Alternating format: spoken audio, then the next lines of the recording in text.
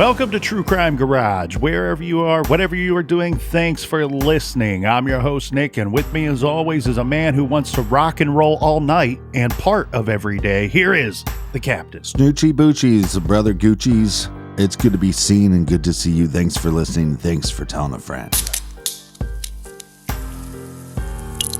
This week we are very happy to be featuring Bulldog Amber Ale by the good folks over at Half Pints Brewing Company. British crystal malts give this beer its distinctly deep amber body and nutty aroma. Like its namesake, Bulldog Amber Ale is tough on the exterior with a soft disposition, so it's a great introduction to our friends and their beers over at Half Pints. Garage grade 3.5 bottle caps out of 5. And here's some of our friends that helped us fill up the fridge this week. First up, a big shout out to Matt in Obed, Michigan. And I'm probably going to pronounce this wrong, but a big we like your jib to Mike from Tigard, Oregon. Both Matt and Mike helped us fill up the fridge this week. They went to truecrimegarage.com, clicked on the donate button, and that is why we are shouting them out, and we thank you. And that's why we love you. BEERUN, Beer Run. Make sure you go and sign up on our mailing list. And if you're not following us on YouTube, go follow us there as well. And that is enough of the business. All right, everybody, gather around, grab a chair, grab a beer. Let's talk some true crime.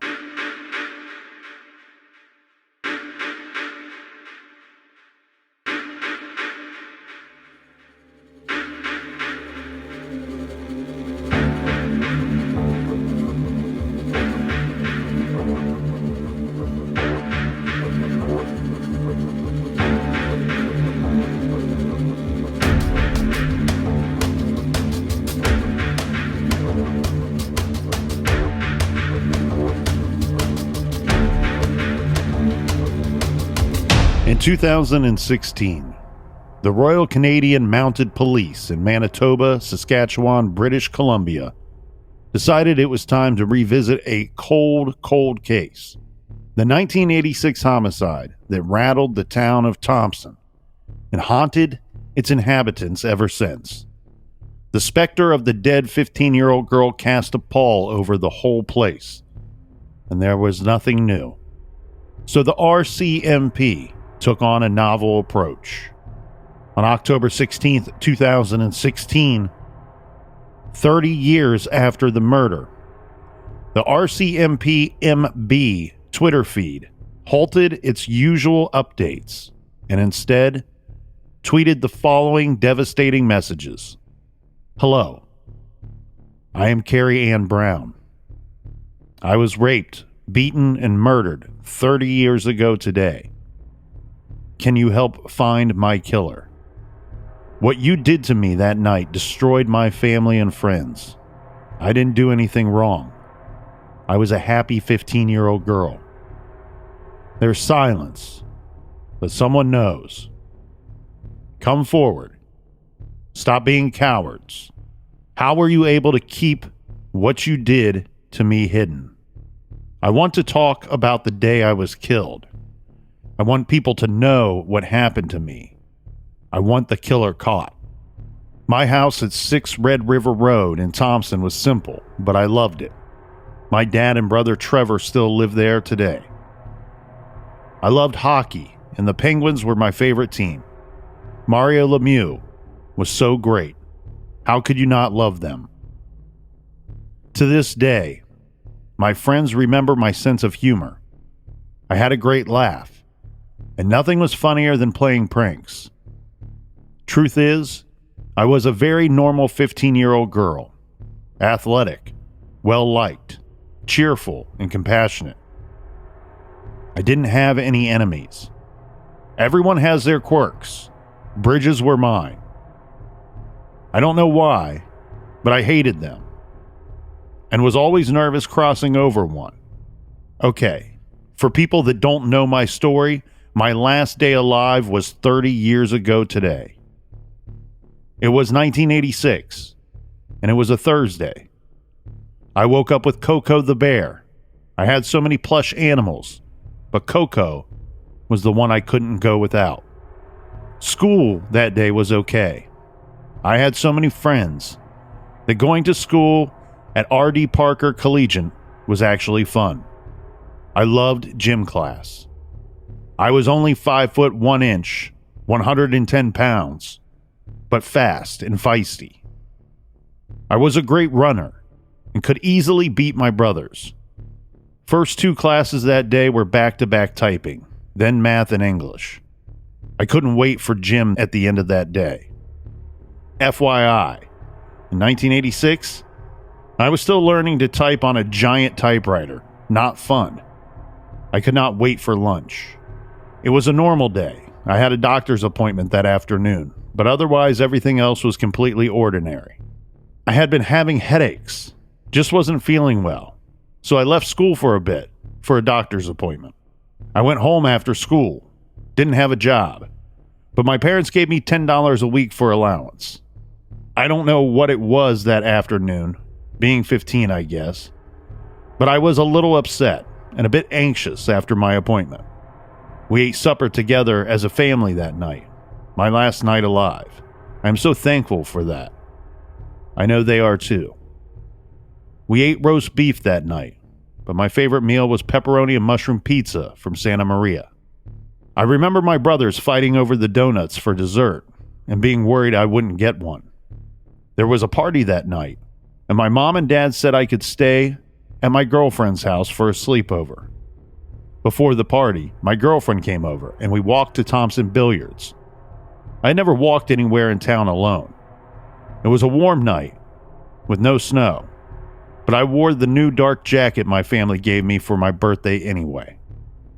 We left Thompson Billiards and walked over to 41 Cooper Road, which wasn't very far. We only stayed on Cooper Road for a few minutes. Then we walked to the party at my friend's house at 11 Trout Avenue. I know what you're thinking. Yes, some of us were drinking. My friend's parents were home though, and they were supervising. It was so much fun. I had really great friends, and we were having an awesome time laughing, listening to music, and hanging out. Then a friend showed up. We didn't get along anymore. It sucked. I had been having such a good time too. We chatted for a while. It was formal and polite. It didn't help. My night was ruined. I wanted to leave, so my girlfriend and I decided to go for a walk and talk. We got to the back door when my friend decided she better go downstairs to tell our friends where we were going. I stayed standing there near the back door to wait for her. My friend's mom was the only other person around. I went outside to wait. That's when it happened. I was strong and put up a fight, but it wasn't enough. This is the unsolved case of Kerrie Brown. And this is True Crime Garage.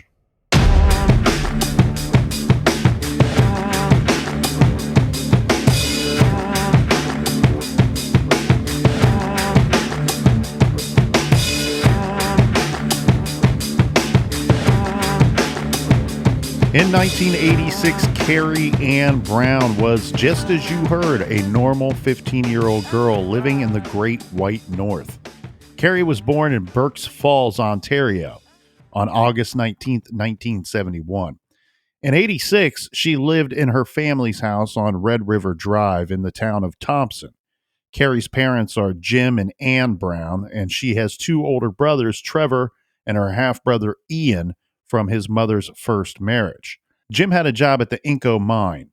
Ann worked at Thompson General Hospital as a medical transcriptionist. The town of Thompson is a mining town named after the family that owned the mine. The town itself had only been around since 1956, and although it had just about 12,000 residents, it was known as the hub of the North because it was the only place in the area with access to healthcare facilities, shopping, and other services. Tens of thousands of outsiders came to the town yearly. It was a tight-knit community with residents who looked out for each other. It was also a very outdoorsy area with hunters and campers and fishermen, comprising much of the population, those who didn't work in the mine, of course. For teenagers, it was kind of a boring town, and in typical teen fashion, they had to come up with inventive ways to find excitement, having parties, drinking a little bit, and dating. As we learned in the trailer, Kerry was a fun-loving girl that was athletic. She loved gym class, Captain, and she loved ice hockey. She was just at that age where she was between being a girl and being a woman. She still loved her stuffed bear, Coco, but she also had recently split up with a boyfriend. More on that in a minute.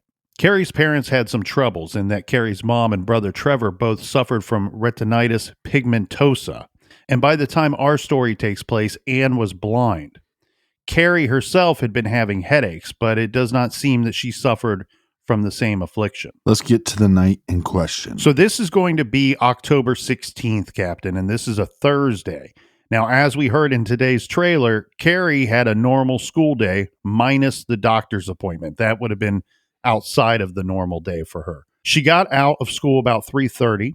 Kerry and her dad picked up a couple of donuts as they were out buying her a winter coat. They had dinner together as a family, and then there was a kerfuffle over the donuts. And Kerry was a little upset, but then she rallied and she was going to hang out with friends anyway, so she kind of got over it. There was a party at Kerry's friend's house, Doug Crocus. So Doug is a classmate, a schoolmate of Kerry's. He is 1 year older than her, and her two best friends, Rhonda and Nicole, will be joining her at this teenage gathering.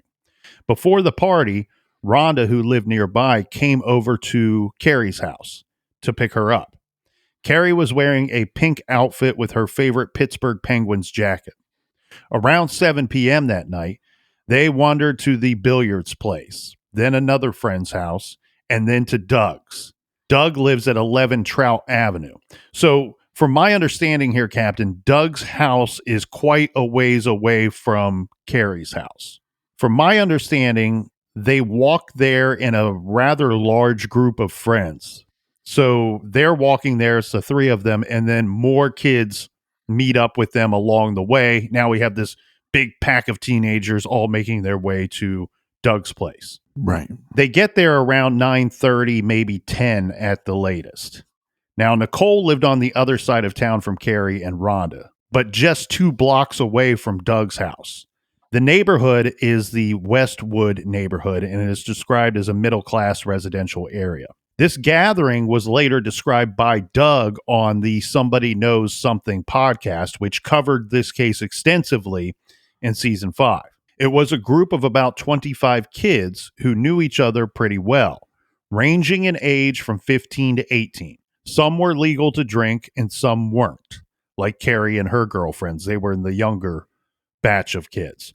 But there was some beer there. Doug's mom was home and was on board with all of this. And according to Doug, although kids were coming and going a bit throughout the evening, it was not like a raging party. This was kind of a low-key thing. And he says that he knew every single person that came to his house that night. There were no strangers, there were no out-of-towners, there were no creeps that has been reported to have been at this party. Well, this happens all the time in high school. Somebody tells you, hey, old Doug is having a party. Whether or not you're invited, you probably know somebody that's invited. You don't feel intimidated to just walk into a party. You're probably going to know somebody.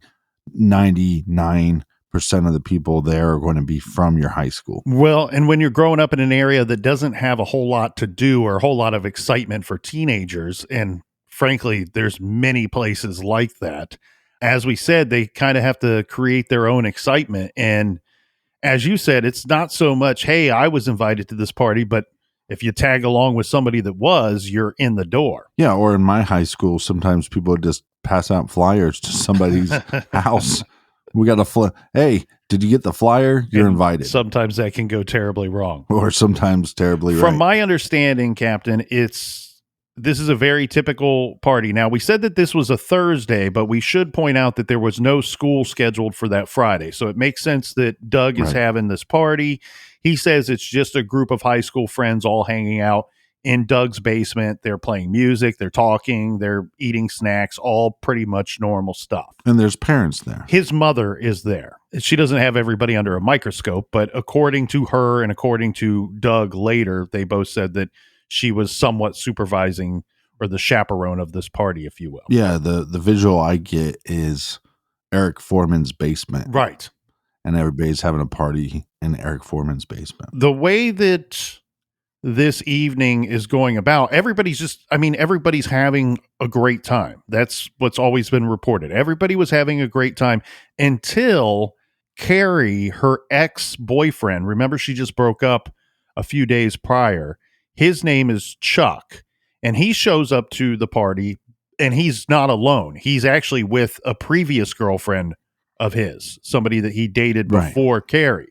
Kerry knew that Chuck had gotten back with his ex-girlfriend, so there was nothing like confrontational about Chuck being there and Kerry being there, but Kerry did say that she felt awkward and uncomfortable. This is what she expressed to her friends. And it was probably just because the breakup was pretty recent. Well, way to go, butt-faced Chuck, showing up with your ex-girlfriend, ruining the party. Now, we read the tweet from the RCMP in today's trailer that said Kerry became upset because she didn't want to be there when her ex-boyfriend was there.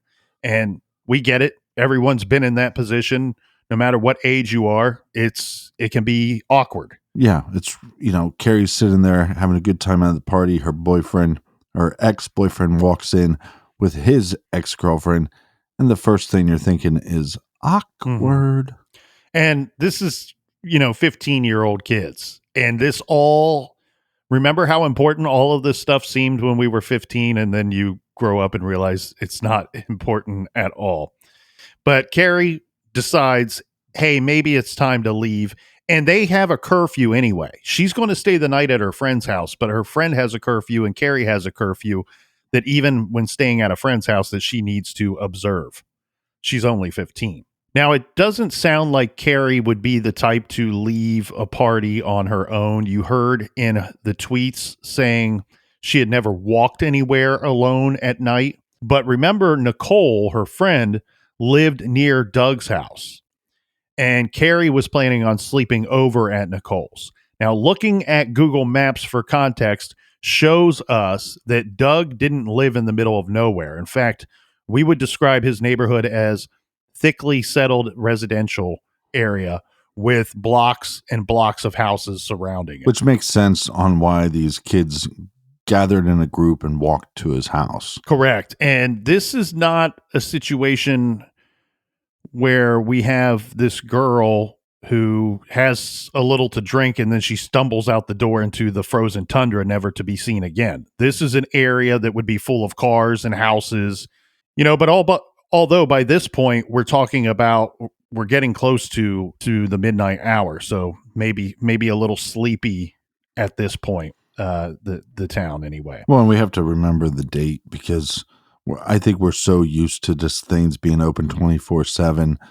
And this is in the 80s, but back in the 90s, things would close down about 9 o'clock, 10 o'clock. Kerry and her friend Nicole end up going upstairs. Remember, they're getting ready to leave. And presumably at this point, they're talking over what their options are. And they don't want to do this in front of the other high schoolers. Kerry is voting that they leave. So the two decide that they're going to leave. They walk out of Doug's house when Nicole realizes that she had forgotten her purse. So they turned around and walked back to his house. Kerry is waiting upstairs. She did not want to go back down into the basement where all the kids were. Right. The tweets indicate that Doug's mom was there as well, like we said earlier. Now, Nicole ran into her ex, so a different kid, on the stairs. They have a conversation. Sounds like he wanted to get back together or something like that, but it's a lengthy conversation that Nicole would later say lasted for about 10 minutes or so. Nicole could see Kerry at the top of the steps during portions of this conversation, but at some point her friend Kerry stepped away so she could no longer see her, and she's continuing on this conversation. Yeah, but we've all been there. You're at that party. It's time to go. Your friend runs into her ex. They're having a conversation. So you keep making your presence known. Like, hey, it's time to leave. Let's get going. And then eventually Kerry stops making her presence known to Nicole. Yeah, maybe she wants to give a little privacy for their conversation. We don't know. It's hard to say.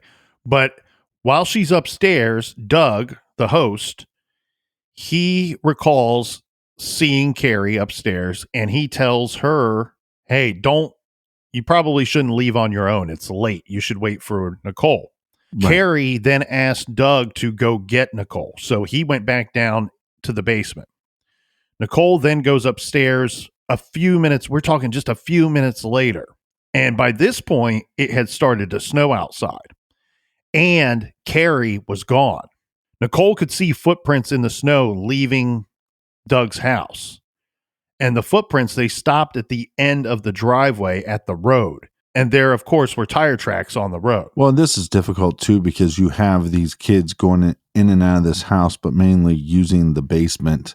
But I remember being at parties like this when I was in high school, and there would be a little bit of a crowd outside, maybe coming into the party or leaving the party or trying to make plans on what is next. Right. The other thing I remember, there would usually be some kind of pointless, silly argument, some drama, and like Always and one drama. person storms off into the night on foot alone. Yeah, weirdly, that happened at almost every party I went to. So Nicole, she can't find her friend. She decides, all right, I'm going to go outside, start walking, and I should encounter Kerry on my way back to my house, which does not happen.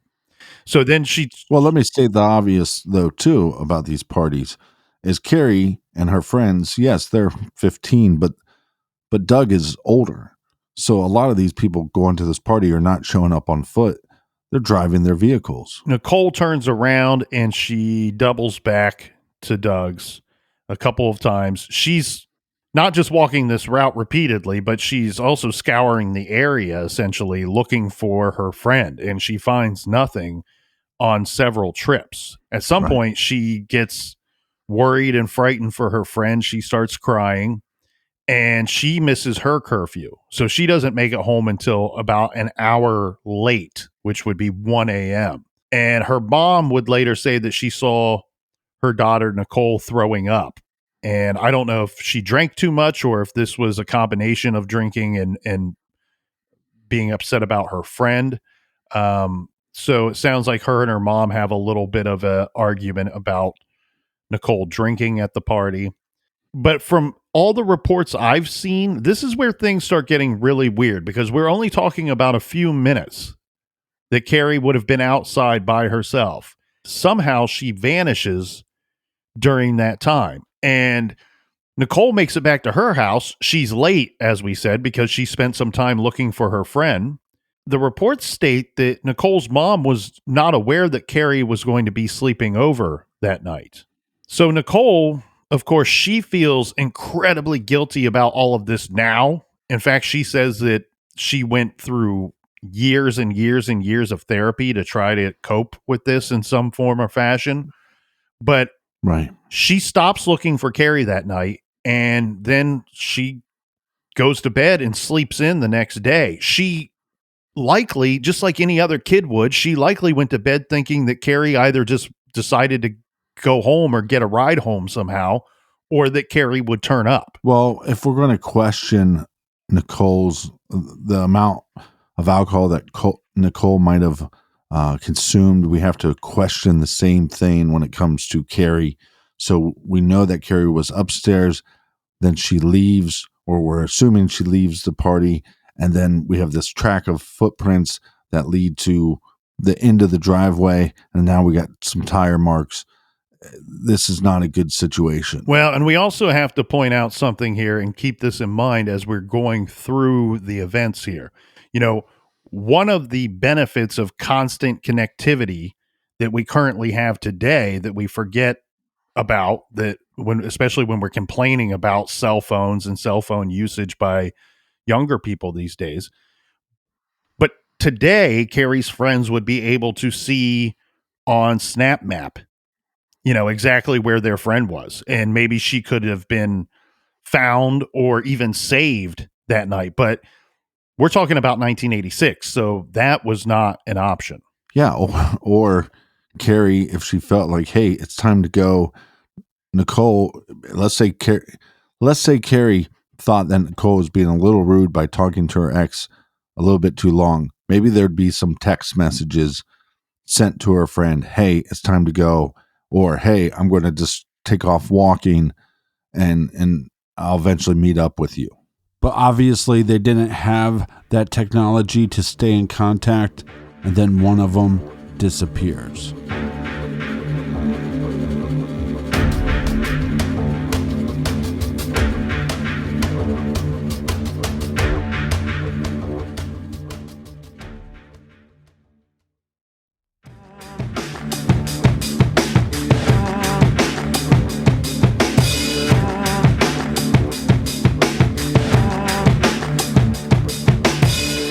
All right, we are back to the windows to the walls. Cheers, everybody. Cheers to you, Colonel. Cheers to everybody out there in listener land. In the morning on that Friday, there was no school. Praise the Lord. That's the best Thursday you can have when you're a kid. No school on Friday.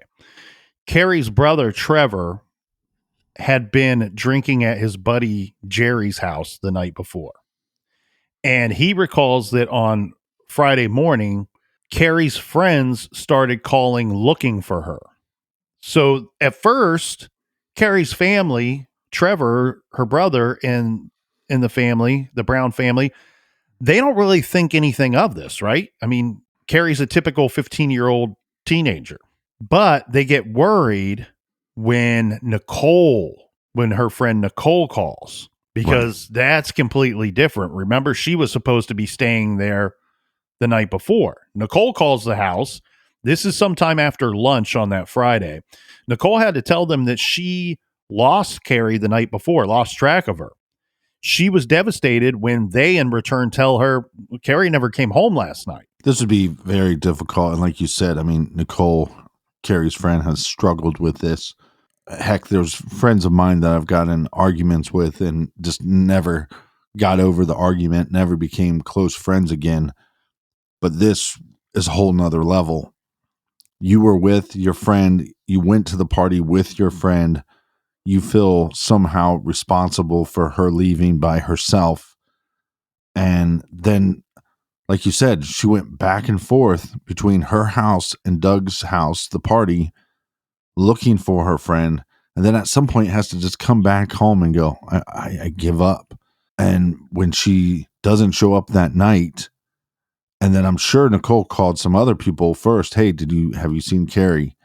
It'd be devastating to have to call Kerry's family. Kerry's brother, Trevor, discussed this very situation with the Thompson Citizen newspaper and said when Nicole called looking for Kerry, they, meaning his family, realized no one knew where Kerry was. She made some phone calls and then she called us back and said, Kerry's lost. We don't know where Kerry is. It was at that point that my parents called the cops, let them know what was going on. They came over, got a picture of Kerry. They created a flyer rather quickly. And he says within a couple of hours, they had a bunch of flyers made, and then they all started distributing them across the town of Thompson. He says, I was at home answering the phone, talking to people that were calling. Once people had started learning that she was missing and that we were looking for her, people wanted to help look for Kerry. And so they did. Lots of people were out looking for her all over the city, but no one found her that day. And he goes on to say that the Kerry's family, the Brown family, they didn't sleep that night. Well, you remember these parties when you were a kid, and it's like maybe at maximum capacity, there was 30 kids there. But throughout the night, there could have been 60, 70 different kids that show up. Like we said, they show up in little groves, little packs, and then leave at different times. So there's a lot of people that you can question that were there that night, there at the time that Kerry was there. And it's also hard to remember when people left. So if somebody says, hey, I left at 10 o'clock, most of the time you just have to believe them because you're not going to remember every single detail of every single individual that was there at that party. Well, and when the family becomes alarmed that they don't know where Kerry is, This is one thing that I find to be interesting here. They called one of their phone calls amongst dozens of trying to track down their daughter was to the local taxi company. This to see if Kerry had gotten into a car to, take a ride to try attempt to get home or go elsewhere. This makes sense to do as a parent, especially after you're being told this story from Nicole that, hey, it looked like Kerry decided to split and got tired of waiting around for me. And so this call makes sense. However, none of the calls that the taxi company had received from the night before, none of them matched up with where Kerry would have been. Picking her the up location of correct location of Doug's party. So this didn't seem like a great option. That what is interesting though, Captain, there was a call to another area of town, and just to double check everything, Kerry's father, Jim, actually drove to the pickup and drop off location of that call and said that he didn't recognize anything, one, and two, didn't have any reason to connect it back to his daughter. Well, again, this is a difficult situation because it's not just the people that were at the party, it's people that drove to the party. Heck, I remember being at some of these parties in high school where guys would drive up and maybe you'd go out to your buddy's truck and you'd talk for a little bit and then they would leave. They wouldn't even come into the party. So there's other individuals. She's 15, a 17-year-old that drives by and goes, she's leaving by herself. Hey, Kerry, do you need a ride? Yeah, that'd be awesome. Maybe she decides, oh, somebody's going to give me a ride. I'll go back to my house instead of going to Nicole's house. But we don't know if she got into a vehicle, and if she did, who was the driver or who else was in the vehicle. Well, and so to break things down a little bit here, we have the party that took place on Thursday. Kerry's father, Jim, reported her missing around 4 p.m. Central Time on Friday, October 17th. Now, we're going to fast forward to the following day. On Saturday, this is Saturday afternoon, around 2:10 p.m., we have a woman named Donna Kovic and her friend Joanne. They're out on their usual weekend horseback ride. They were making their way along a muddy road through a wooded area just north of the Burnt Wood River. Their horses at some point started to act skittish. And then suddenly the two women saw a body on the ground. This is from a CBC News article by Bryce Hoy. It says, quote, they saw Kerry's body lying on a jacket with one hand up and one down. She was dressed in a pink and black leopard print outfit and white socks, Kovic said. You could see the face was smashed and beaten. She could also tell that the arm that was up in the air was broken. Okay, so I want to take a second here to comment on some things that people familiar with the case are probably asking themselves right now or thinking and trying to recall. There were a lot of rumors and even some reports that state that Kerry was found nude. That, according to the women that found her, Donna and Joanne, is not the case. It's just simply a rumor that Not true.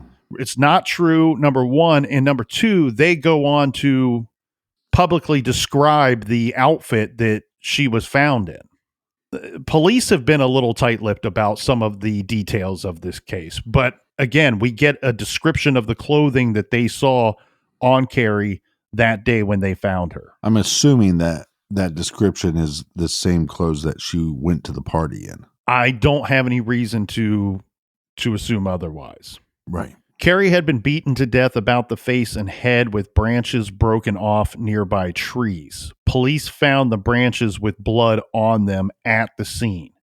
So on Saturday around 3, they make this terrible discovery a little after 2 p.m. The Brown family, they'll be notified right around 3 o'clock. But this is not by the police. It's actually by two teenagers who knew Trevor. They told the family that the cops had found a body out by the horse stables.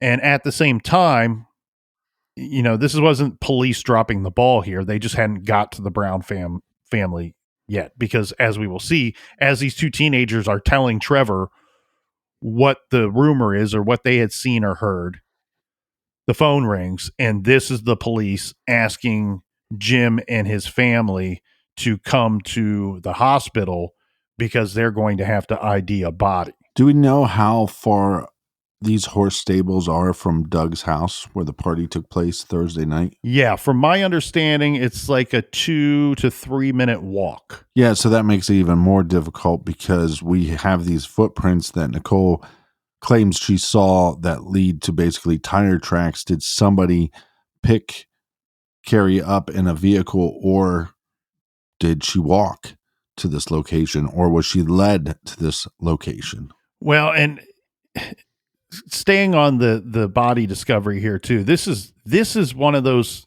we get this in every story where there's just one of these weird kind of random heartbreaking moments here.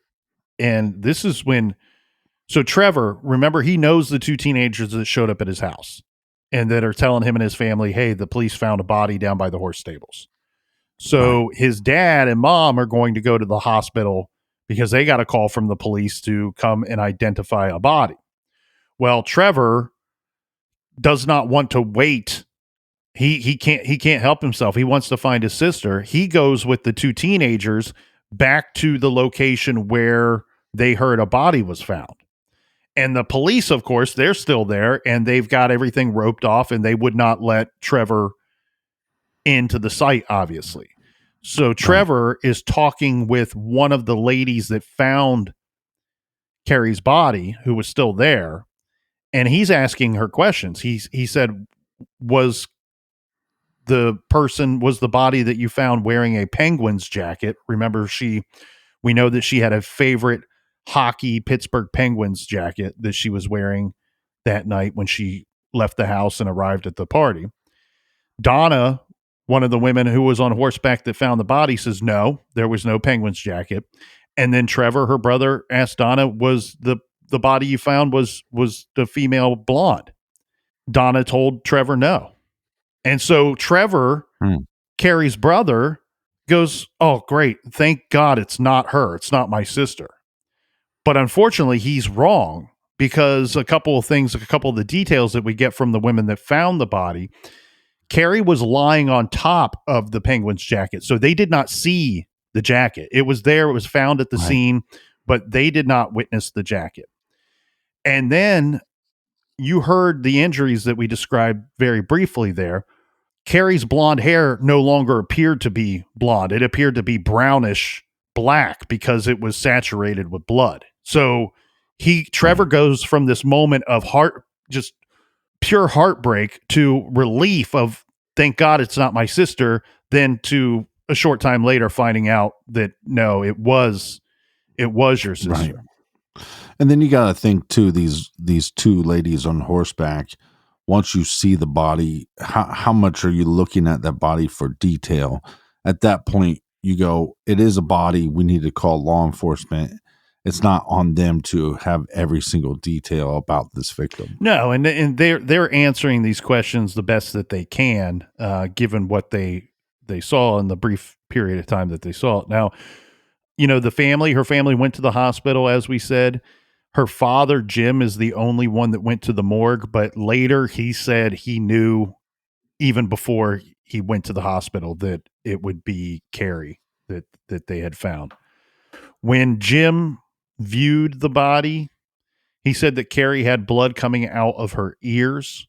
An autopsy would determine that she had multiple fractures to her skull, jaw, neck, and chest. Media described her death as due to massive head injury caused by vicious, powerful blows, indicative of rage and loss of control. And she had been raped. The time of death was believed to be between midnight and 1 a.m. This time of death estimate, though, comes from the police. I've not been able to view the report to confirm that that's what it says in the report. But this is an item that they have released to the public, if you will. The police say that the time of death was between midnight and 1 a.m. With the amount of vicious blows, this is a horrible scene. It almost, to me, leans towards somebody in a complete and utter rage or possibly multiple attackers. Yes. And like we said, in all likelihood, it looks like the murder weapon was found at the scene, and there's several murder weapons, these branches that they found that still had blood on them.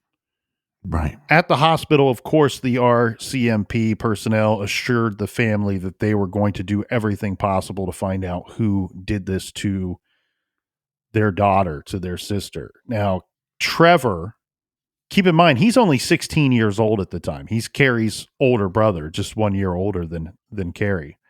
But still to this day, Trevor has been the driving force behind the decades-long push to keep his sister's case in the media. He says that the murder literally destroyed his family. He says that his father became withdrawn and dysfunctional, and his mother was depressed until the very end. She eventually died of cancer, but he says she never got through this. She died deeply depressed, and that would have been 16 years after Kerry was killed that she lived in that deep depression. Oh, I think also sometimes with these cases, her mom's grief and her mom's stress might have caused her illness. And I have so much respect for Kerry's brother and Kerry's friend Nicole with the amount of time and effort, like you've said, that they try to keep this in the spotlight. It's not solved. Spoiler alert, it's not solved. And this family wants answers. And of course, Captain, Kerry's friends were deeply impacted too. The Citizen newspaper says, did an interview with her friend Nicole, who says, I have relived that night for 30 years. It doesn't get easier, as they say. It just gets different. I remember it vividly as the images flash through my head at lightning speed. I see myself sitting in the basement with her on my lap, standing outside and feeling the snowflakes hitting my face, finding her gone minutes later and walking the streets calling her name, crying and wanting desperately to find her and nothing, walking the streets, putting up posters and going door to door the next day, being dragged home because a body was found, hearing the phone ring and my mom saying no and begin to cry. So she's kind of flashing through her memories of that night and the following day. This is her friend Nicole that we've talked so much about already. Well, and you also wonder, as far as her friends go and her family goes, especially the brother, like you said, he's 16, but this was a party of a bunch of high school kids. You would think that maybe there'd be somebody talking or some rumors. And so, yeah, maybe the cops are going to solve this case, but maybe there's going to be some rumors and some leads that he can follow or her friend Nicole could follow themselves. The general consensus in the town of Thompson, as iterated by the mother of a classmate of Kerry's, was, quote, that sort of thing happens in the big cities, but not in Thompson. The town had its share of crime, of course, but they were generally of the drunken, disorderly variety, and also petty crimes like theft, burglary, and of course they had some drugs and so on, but not the brutal beating death of a quiet 15-year-old girl. One of my first questions as a law enforcement, if I was working this case, is what drugs and alcohol were at this party? Was it just beer? Was there some type of booze? Was there heavier drugs at this party?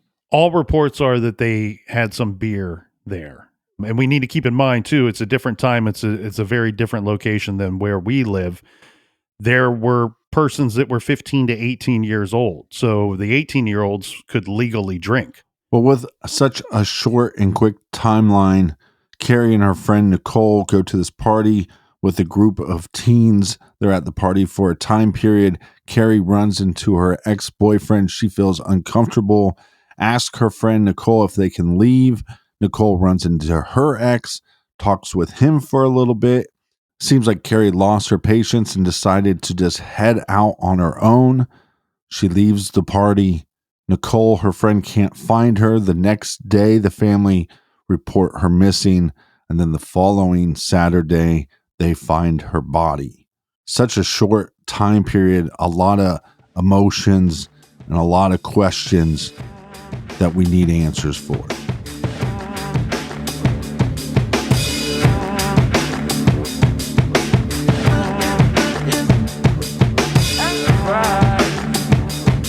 I want to thank everybody so much for joining us here in the garage. We want to know your thoughts and opinions. Go to truecrimegarage.com and leave a comment on the blog. It's always nice to see the blog blow up on a case, and there's so much more to get to in this one. Join us back here in the garage tomorrow. Same bat time, same bat channel. And until then, be good, be kind, and don't litter.